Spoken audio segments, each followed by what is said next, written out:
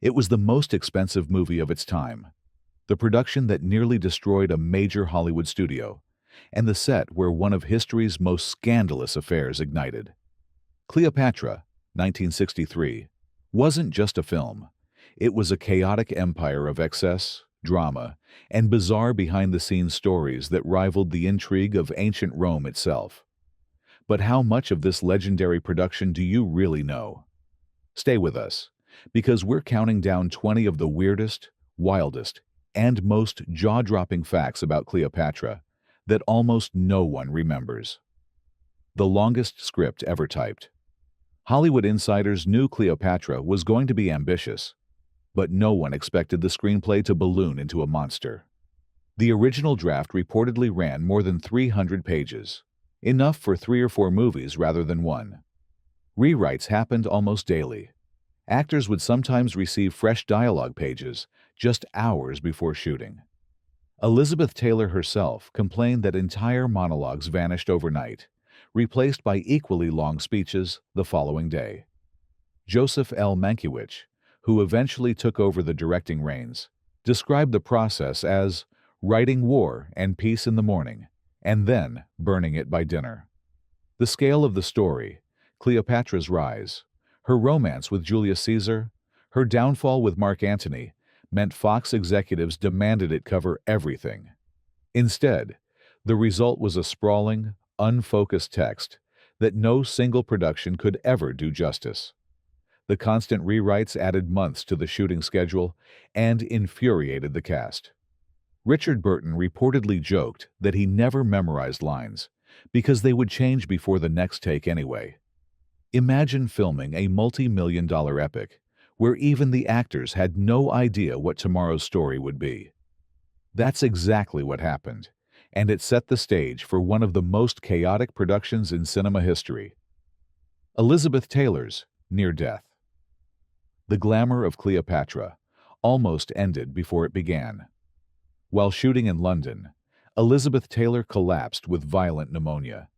Her condition deteriorated so rapidly that doctors had to perform an emergency tracheotomy, cutting into her throat to save her life.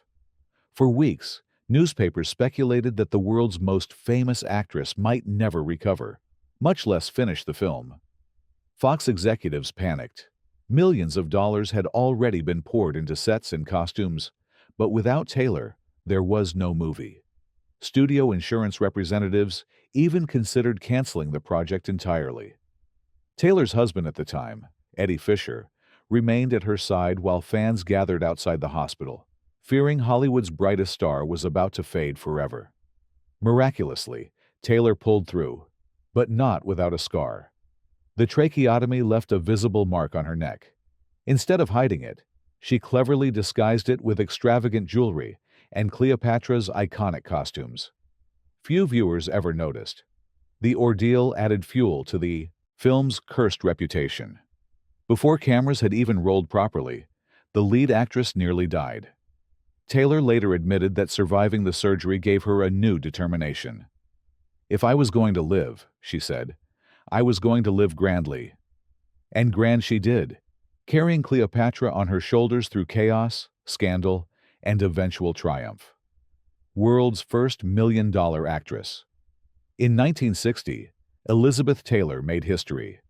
For playing Cleopatra, she negotiated an unprecedented deal: $1 million up front, plus a percentage of the profits. No actress, or actor for that matter, had ever secured such a figure for a single role. The industry was stunned. Taylor's contract also came with perks. She demanded, and received, a private villa in Rome, complete with personal staff. Her wardrobe fittings alone were so elaborate that they required a dedicated team of costumers working around the clock. And yet, Fox executives agreed. Why? Because Elizabeth Taylor was box office gold. Still, critics were quick to attack. Some accused Taylor of greed, calling her Hollywood's most expensive indulgence. Others argued that no performance could be worth such a sum. Taylor, however, shrugged it off. She knew her star power was what kept Cleopatra alive after her near-fatal illness. In hindsight, Her payday wasn't just about money. It shattered the ceiling for actresses in Hollywood, proving that women could command salaries equal to or greater than their male counterparts. Today, in an era where $20 million paychecks are the norm for A-listers, it all traces back to one queen, Elizabeth Taylor, the world's first million-dollar movie star. Sets left to rot. When Cleopatra began filming in London, Pinewood Studios was transformed into ancient Alexandria. Massive palace courtyards, towering columns, and elaborate throne rooms were constructed, with costs soaring into the millions. But when Taylor's illness halted production, everything collapsed. Fox decided to scrap the London shoot entirely and relocate to Cinecittà Studios in Rome. The British sets, many of them nearly complete, were simply abandoned. For years, the skeletal remains of Cleopatra's palaces sat collecting dust, rotting under the damp English skies. Locals even nicknamed them the Ghost City. The waste was staggering. Thousands of hours of craftsmanship went unseen by audiences. Timber, marble, and decorative fabrics imported from around the world were left to decay. Fox executives, already bleeding money, refused to pay for dismantling, so the ruins became a bizarre tourist curiosity. Ironically, the abandoned sets outlived the production chaos. Reports say some remained visible well into the 1970s before being demolished. For a film about an empire crumbling under its own grandeur, the decaying Pinewood palaces became an eerie metaphor. Cleopatra's world had risen, glittered briefly, and fallen, not just on screen, but in real life too. Budget out of control. Originally budgeted at $2 million, Cleopatra spiraled into a financial black hole. By the time it premiered in 1963, the cost had exploded to over $44 million, the equivalent of more than $400 million today. No one in Hollywood had ever seen numbers like that. The overruns came from everywhere, relocating production from London to Rome, rebuilding massive sets, endless rewrites, Taylor's million-dollar contract, Burton's demands, and a shooting schedule that never seemed to end. At one point, the film was burning through $194,000 per day. 20th Century Fox nearly collapsed. The studio had to cancel dozens of other projects and lay off hundreds of employees just to keep Cleopatra afloat. Board members even discussed pulling the plug mid-shoot, but too much money had already been sunk. Abandoning it would have destroyed the company outright. When Cleopatra finally premiered, the gamble seemed both brilliant and disastrous. The movie grossed huge numbers at the box office, but not nearly enough to cover its astronomical cost. For years, it was remembered less as a masterpiece, and more as the production that nearly bankrupted Hollywood itself. Cleopatra may have been a queen on screen, but behind the camera, she was the most expensive gamble the industry ever dared to make. Bankrupted a studio.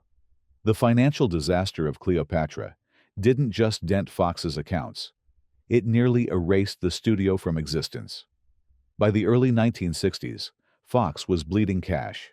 Executives had gambled everything on Taylor's spectacle, only to watch costs skyrocket. When the final bill hit $44 million, panic set in. The studio had to sell off one of its most valuable assets, 180 acres of its backlot in Los Angeles. That land was eventually transformed into Century City, a gleaming commercial and residential hub that still exists today. In a strange twist, the fallout from Cleopatra helped reshape Los Angeles itself. Fox executives also scrapped dozens of films in development, laying off staff and tightening budgets so severely that for a time, people wondered whether the studio could survive at all. The press labeled Cleopatra the film that ate Hollywood, a monster so big it consumed its own creators. And yet, despite the financial chaos, the movie became a kind of perverse legend. It was proof that Hollywood could push the boundaries of excess further than anyone imagined. Cleopatra may not have destroyed Rome, but she nearly destroyed Fox. Ironically, that disaster also gave rise to the modern Century City skyline, all because of one queen's lavish reign. Costume world record. Elizabeth Taylor didn't just act like a queen in Cleopatra. She dressed like one. The production gave her an unprecedented 65 costume changes, a record for any actress at the time. Each gown was meticulously crafted, with fabrics sourced globally, and embellishments ranging from real pearls to 24-karat gold thread. One of her most famous outfits, the golden ceremonial robe, was valued at more than $100,000 on its own. It shimmered under the hot Roman lights, dazzling audiences when Cleopatra made her grand entrance into Rome. For audiences in 1963, it was like watching a goddess walk straight out of legend. But the costumes weren't just expensive. They were heavy. Some weighed more than 50 pounds, forcing Taylor to lean on assistants between takes. She joked that she was practically exercising just by standing in them. Designers also struggled to balance historical accuracy with Hollywood glamour, often choosing spectacle over realism. The result? Cleopatra's wardrobe became an icon. Magazines worldwide ran spreads on Taylor's gowns, and fashion houses scrambled to copy the looks. Today, many of the costumes are preserved in museums, testaments to a time when Hollywood believed no expense was too great, especially for its most glamorous queen. A 243-day shoot in Rome. Relocating Cleopatra to Cinecittà Studios in Rome was supposed to save money. Instead, it created a logistical nightmare. Once the production restarted, it dragged on for an astonishing 243 consecutive shooting days. Cast and crew were pushed to exhaustion. Joseph L. Mankiewicz, the director, was forced to shoot and rewrite simultaneously. By day, he filmed vast palace scenes and battle sequences, and by night, he dictated new dialogue. His secretary later said he barely slept, often working 20-hour days just to stay ahead of schedule. Richard Burton and Elizabeth Taylor weren't immune to the grind either. Taylor's health remained fragile, and Burton's fondness for late-night drinking made early morning shoots unpredictable. Crew members joked that the film had become more of a siege than a shoot, with everyone trapped in Cleopatra's kingdom. What was supposed to be a grand adventure became a test of endurance. Many of the extras, thousands hired from Italy, began complaining of delays and poor treatment. Yet, despite the misery, the footage captured during that marathon became some of the most striking in the film. Cleopatra's Rome was, in fact, built in Rome, and the sheer scale of that 243-day shoot cemented its place in movie history. Richard Burton's drunken escapades. If Elizabeth Taylor was the queen of the set, Richard Burton was the court jester, and a very drunk one at that. By the time he joined Cleopatra, Burton was already known for his heavy drinking. Rome's nightlife only amplified his reputation. Crew members recalled him showing up late to shoots, glassy-eyed and often hungover. On particularly rough mornings, production had to pause while Burton sobered up. In some cases, scenes had to be reshot entirely because his slurred delivery made the dialogue unusable. But Burton wasn't just disruptive. He was magnetic. His chemistry with Taylor, fueled by both passion and volatility, lit up the screen. Off-camera, the two often disappeared together, leaving assistants scrambling to find them when the cameras were ready to roll. The tabloids couldn't get enough of his antics, branding him the wild counterpart to Taylor's regal poise. The combination of alcohol and romance was combustible. Arguments between the pair sometimes erupted on set, with shouting matches that echoed across Cinecittà's soundstages. Yet paradoxically, those same tensions created the electricity that defined Antony and Cleopatra's doomed love affair. Burton's escapades may have slowed filming, but they also gave Cleopatra its unforgettable fire. Taylor's diamonds. Hollywood stars have always loved diamonds, but Elizabeth Taylor raised the bar. During the grueling Cleopatra shoot, 20th Century Fox gifted her a 24-karat diamond ring just to keep her happy and cooperative. Studio executives knew her mood could make or break the day's shooting, so extravagant gifts became part of the production routine. Taylor, already famous for her jewelry collection, embraced the indulgence. The ring became one of her most cherished pieces, part of a collection that would later include the legendary Taylor Burton diamond. On set, crew members whispered that Fox was essentially bribing its star to prevent further meltdowns. And in a way, it worked. Taylor's jewelry obsession became a running joke among cast and crew.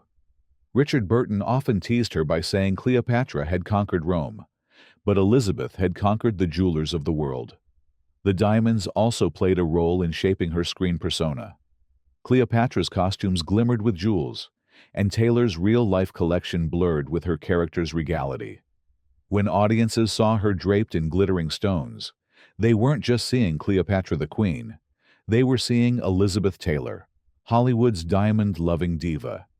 It was indulgence on screen and off, and it cemented her reputation as the most glamorous actress of her era. The affair that scandalized the world. The most infamous part of Cleopatra wasn't the film itself, it was what happened off-screen.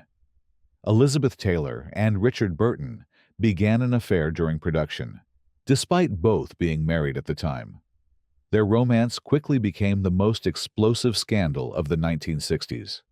Paparazzi hounded them across Rome, snapping photos of secret dinners, yacht getaways, and whispered embraces between takes.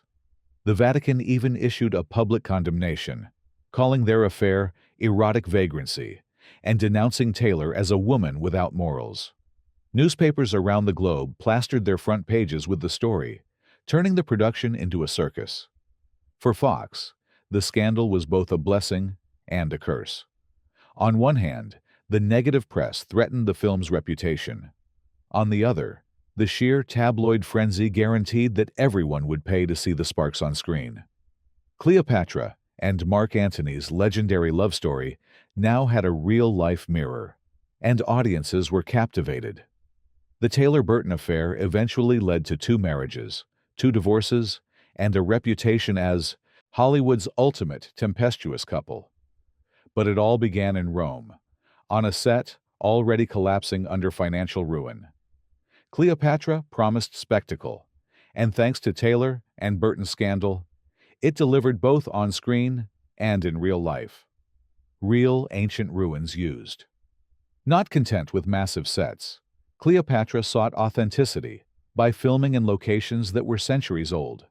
Some sequences were shot directly among real Roman ruins, blurring the line between cinema and archaeology. This decision, however, outraged many historians. Archaeologists worried that heavy equipment, lighting rigs, and thousands of extras would damage fragile structures.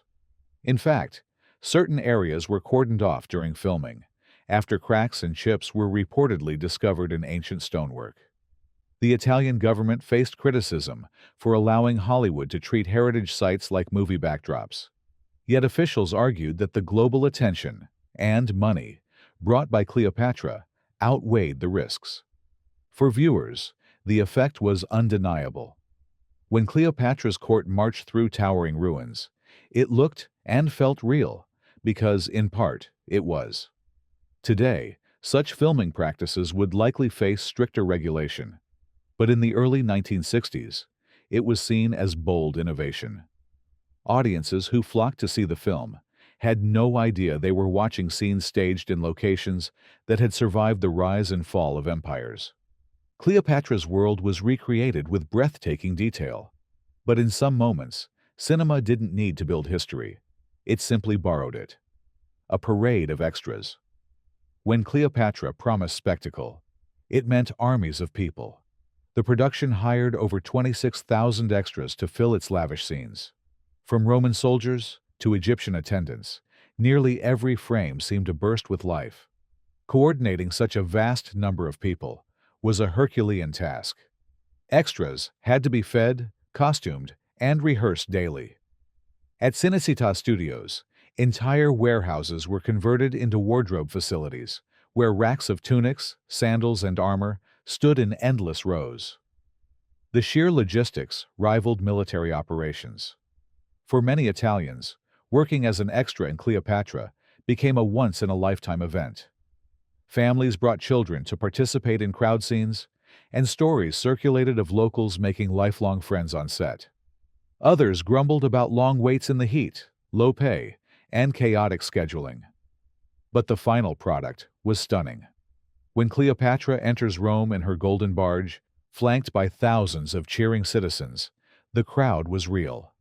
No trick photography, no digital effects, just a sea of human beings staged with meticulous care. In the end, those extras gave Cleopatra its grand sense of scale. Without them, it would have been another costume drama. With them, it became an unforgettable visual epic, one where the background itself felt alive. Chariots of waste. No detail was too small for Cleopatra, even if it never appeared on screen. The production built dozens of fully functional chariots, each crafted with painstaking attention to design. Some were modeled after museum artifacts, others tailored for dramatic effect. But many of these vehicles were never used. Entire stables were filled with horses trained to pull the chariots. Trainers drilled them for weeks, rehearsing formations that ultimately went unfilmed after rewrites cut battle sequences. Craftsmen worked overtime, yet their creations sat idle as script changes constantly shifted the film's focus from action to romance. The waste was staggering. Chariots worth thousands of dollars each were abandoned, once filming wrapped, sold for scrap, or forgotten in storage yards. Insiders joked that Fox could have launched a Roman army with the props it discarded. Still, the sight of Cleopatra's processions, with her carriages gliding across the screen, became iconic. Even if most of the chariots never rolled before the camera, the few that did helped define the grandeur of her entrance into Rome. The waste symbolized the chaos of the shoot, colossal effort, endless money, and an ever-changing vision. Cleopatra's empire might have fallen, but Hollywood's empire of excess rolled on. 4 directors in one film. If Cleopatra sometimes feels like multiple movies stitched together, that's because it practically was. The production cycled through 4 different directors before Joseph L. Mankiewicz finally brought it to completion. Ruben Mamoulian, the original director, struggled with Elizabeth Taylor's illness and the constant script changes. He eventually resigned in frustration. Fox cycled through interim names while desperately searching for stability. When Mankiewicz stepped in, he faced the impossible, a half-finished epic with ballooning costs, actors in turmoil, and executives breathing down his neck. Mankiewicz wasn't just directing. He was rewriting the script daily, often filming scenes without knowing how they would connect to the rest of the story. He later admitted that he was essentially shooting 2 movies, one about Cleopatra and Caesar, the other about Cleopatra and Antony. Fox, in its desperation, forced him to edit both into a single 4-hour cut. The result? A film that feels both sprawling and disjointed, part historical epic, part intimate romance. Critics praised Mankiewicz's skill under impossible conditions, but the scars of its chaotic direction remained visible. Cleopatra may have ruled Egypt with absolute power, but behind the camera, no one was truly in control. Rome's traffic chaos. When Cleopatra moved to Rome, it wasn't just the studio that felt the impact. The entire city did. Filming spilled beyond Cinecittà Studios into Rome's streets, where convoys of trucks, horses, and extras in costume clogged narrow roads. Residents complained of gridlock lasting hours, while tourists gawked at Egyptian barges being hauled through the Eternal City. Italian newspapers mocked the Hollywood invasion, warning that modern Rome was being paralyzed by an ancient queen. Taxi drivers staged protests, and police were called in to redirect traffic around massive set pieces. Some locals even claimed their businesses suffered because deliveries couldn't get through. But for the film's producers, disruption was part of the spectacle. They wanted grandeur on a scale that no soundstage alone could provide. Cleopatra's Rome wasn't just recreated. For a few chaotic months, it was rebuilt in the heart of Italy's capital. Oscar sweep. Despite its messy production and mixed reviews, Cleopatra triumphed at the Academy Awards. The film won 4 Oscars, all in technical categories: Best Art Direction, Best Costume Design, Best Cinematography Color, and Best Visual Effects. For the creative teams who endured endless delays and impossible demands, the wins were vindication. Designers who had stitched Elizabeth Taylor's golden robes, and craftsmen who built towering sets, finally received recognition. The Academy applauded the film's spectacle, even if critics questioned its storytelling. Ironically, the Oscars also highlighted the divide between artistry and excess. Cleopatra hadn't turned a profit, but it had produced visuals unlike anything Hollywood had attempted. Its technical triumphs set a new standard for epic filmmaking. The wins didn't erase Fox's financial pain, but they secured Cleopatra's place in Oscar history. It wasn't the best movie of 1963, but it was undeniably the grandest. Taylor's eye makeup trend. Elizabeth Taylor's Cleopatra look wasn't just cinematic, it launched a fashion craze. Her heavily lined eyes, painted with bold strokes of black and accented with bright colors, became the most imitated makeup style of the 1960s. Beauty magazines published tutorials teaching women how to recreate the Cleopatra eye. Cosmetic companies rushed to release new eyeliners and shadows branded around the trend. Suddenly, Egyptian-inspired beauty was everywhere, from department stores in New York to boutiques in Paris. Taylor herself admitted that the makeup was grueling to apply, sometimes taking hours before filming. But the results were unforgettable. Combined with her violet eyes and elaborate costumes, the look gave Cleopatra a sense of both exoticism and authority. Decades later, her Cleopatra eyeliner remains iconic. From runway models to Halloween costumes, Taylor's screen image still influences how the world imagines ancient Egyptian beauty. The Queen's style transcended history and became a pop culture phenomenon. Censored romance.